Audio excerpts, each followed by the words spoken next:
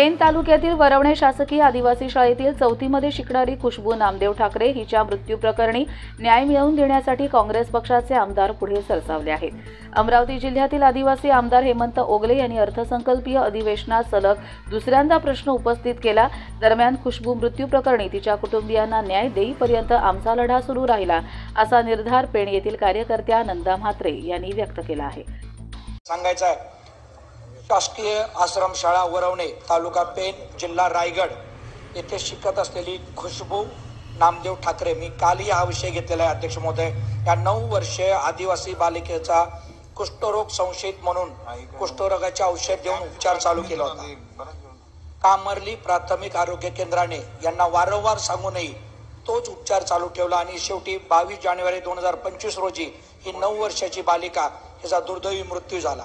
या संदर्भात पालकांनी व स्वयंसेवी संस्थांनी काही आवाज उठवला आणि पोलीस स्टेशनला अकस्मात मृत्यू असा त्या ठिकाणी गुन्हा दाखल झालेला आहे। माझी आपल्याला विनंती आपल्या माध्यमातून कामर्ली प्राथमिक आरोग्य केंद्राने जे या बाबतीत हलगर्जीपणा केला आहे त्यांच्यावरती कठोरात कठोर कारवाई करावी।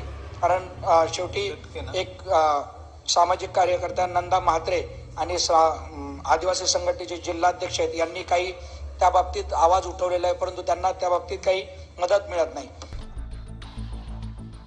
कर्जत लाईव्ह साठी महेश भगत, नेरळ।